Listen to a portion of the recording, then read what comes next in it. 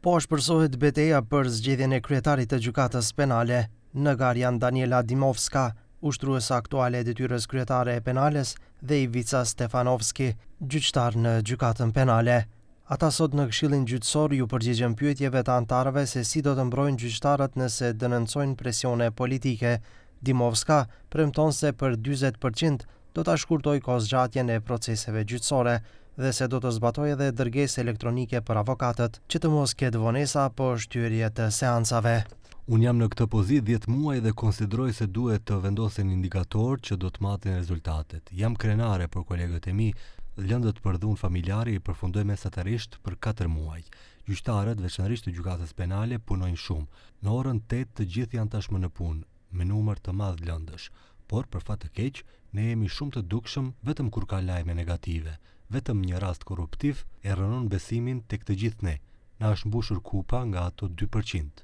Stefanovski tha se do të angazhohet për shkurtimin e kohëzgjatjes së procedurave, ndërsa premton përmirësim të transparencës dhe marrëdhënieve ndërnjerëzore. Problemi i madh për Stefanovski është shpërndarja e pabarabartë e lëndëve. Ai është i njohur në opinion për rastet e Lupço Palevski dhe dhunuesit nga Karposhi Stojançe Johanovski. Konsideroj se duhet t'u jepet prioritet lëndëve të vjetra dhe të zvogëlohet koha ndërmjet seancave.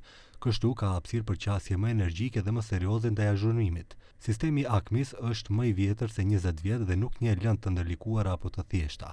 Prandaj shpërndarja nuk mundson ngarkesë të barabartë të gjyqtarët, disa janë të mbingarkuar.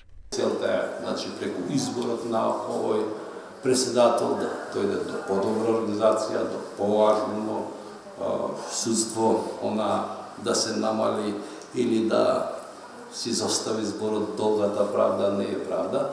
Сепак сите се овие прашања поврзани со личноста, со искуството, со неговиот капацитет на менаџирање, иако има и објективни причини, но сепак субјективниот капацитет на првиот судија, односно председател, и како има влијание. Të gjitha rezultatet komisioni do t'ja prezantoj Këshillit. Antarët do të bëjnë renditjen, pas shka kandidatët do të kenë të drejtë edhe për ankesa në gjykatën administrative. Nëse nuk ka vërejtje, do të votohet se cili nga dy kandidatët, Dimovska apo Stefanovski, do të ulen në kolltukun e kryetarit të gjykatës penale, e cila konsiderohet si një nga gjykatat më të fuqishme dhe më të ekspozuara në shtet.